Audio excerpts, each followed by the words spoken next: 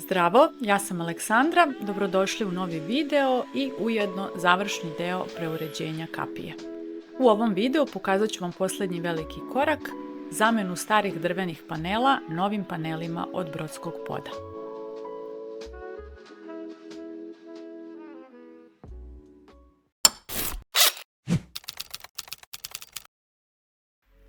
Ovo je definitivno bio najzahtevniji deo celog projekta jer je obuhvatao više faza: sečenje metala, uklanjanje starih daski, zatim pripremu okvira, ukrajanje svake daske posebno, varenje i završne popravke.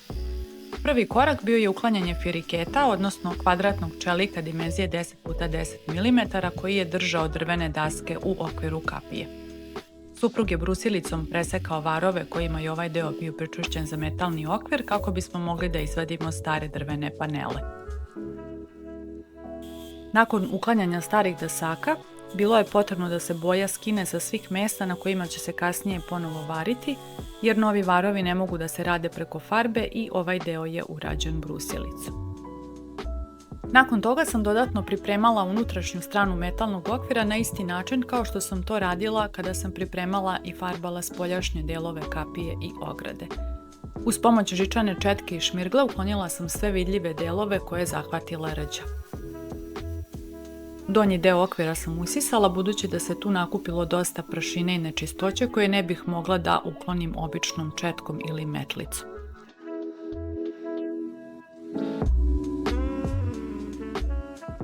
Kada je okvir bio očišćen, odmastila sam ga odmašćivačem M, a zatim sam i unutrašnju stranu okvira zaštitila irkom bojom za metal 3 u 2 sloja.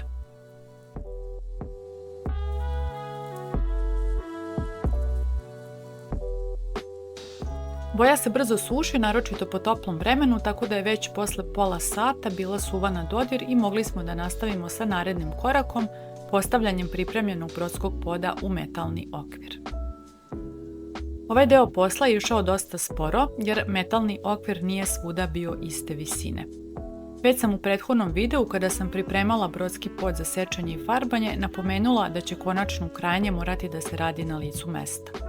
Zato smo svaku dasku postavljali pojedinačno u okvir, nakon čega sam obeležavala koliko treba da se skrati, nosila je na sečenje i vraćala je nazad u okvir. Samo nekoliko dasaka je sveukupno moglo da se postavi bez dodatne korekcije. Pošto sam ovim naknadnim sečenjem uklonila delove koji su prethodno bili zaštićeni, svaki novi rez sam dodatno premazala Irkolin Classic glazurnim premazom.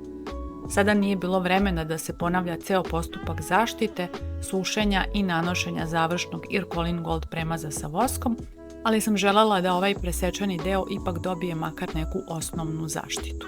Na kraju je ostala i posljednja daska u okviru koju je trebalo korigovati i po visini i po širini i ovaj deo sam sekla pomoću kružne testere, nakon čega smo ubacili i posljednji element u okvir.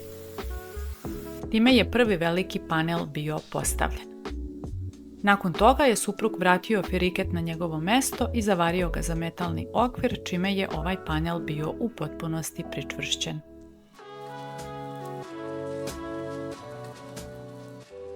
Pošto smo ovaj posao mogli da radimo samo kada suprug ima slobodan dan, nastavak smo rasporedili kroz naredne dane, odnosno nedelje. Sljedeći put smo na isti način zamenili prvo manji panel na kapiji, a juče smo konačno uspeli da zamenimo i posljednji drveni panel. Time je kompletna zamena starih drvenih panela na kapiji i ogradi završena.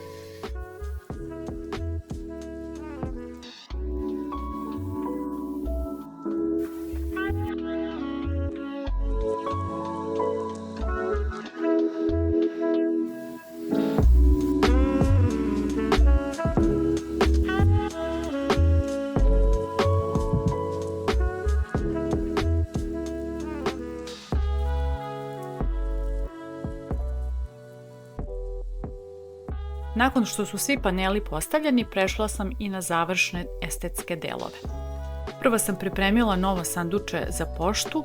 Ono je originalno bilo u sivoj boji, tako da sam ga prefarbala Irkom 3 bojom za metal u spreju u crnu boju kako bi se bolje uklopilo sa kapijom.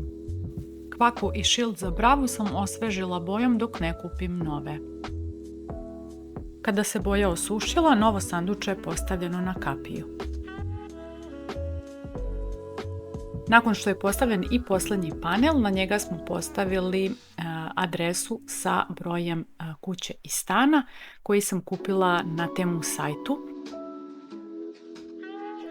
Sa zadnje strane sam nanijela univerzalni lepak, a dodatno se pričvršćuje i šrafovima sa dve strane.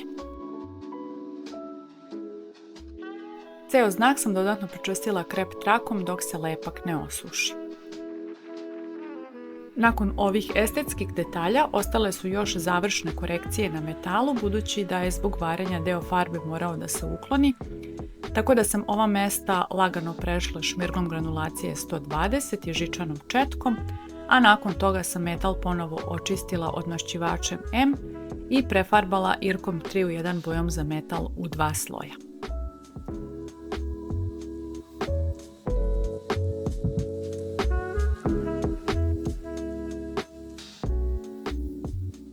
Posljednji korak je bio dodatna zaštita donjih delova brodskog poda. Željela sam da sprečim da se voda zadržava u donjem delu metalnog okvira kako drvo ne bi stajalo u vodi, jer bi vremenom dovelo do bržeg propadanja. Zato sam donje delove panela silikonirala sa obe strane okvira. Koristila sam sanitarni silikon u brown boji.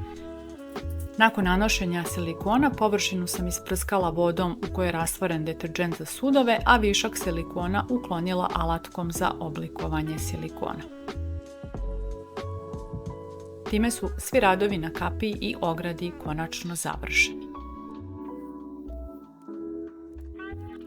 Pre nego što vam pokažem završni rezultat, kratko ću vas podsjetiti kako je kapija izgledala kada su radovi počeli. Ovaj projekat je započet 8. aprila 2026. godine, a završila sam ga danas 5. jula. Trajao je mnogo duže nego što sam očekivala, ali obuhvatio zaista veliki broj koraka, od saniranja oštećenja na stubovima i temelju ograde, obrađivanja i ojačavanja lepkom i mrežicom, pripreme metala, farbanja, zaštite drveta, krečenja i farbanja stubova i temelja, na kraju zamjene panela i završnih detalja. Nadam se da ste uživali u ovom serijalu i da vam je bio koristan. Svakako očekujem da mi napišete i u komentarima kako vam izgleda konačni rezultat. Ne zaboravite da se prijavite na kanal jer nastavljamo dalje sa radovima u kući i oko kuće. Vidimo se uskoro, do tada pozdrav!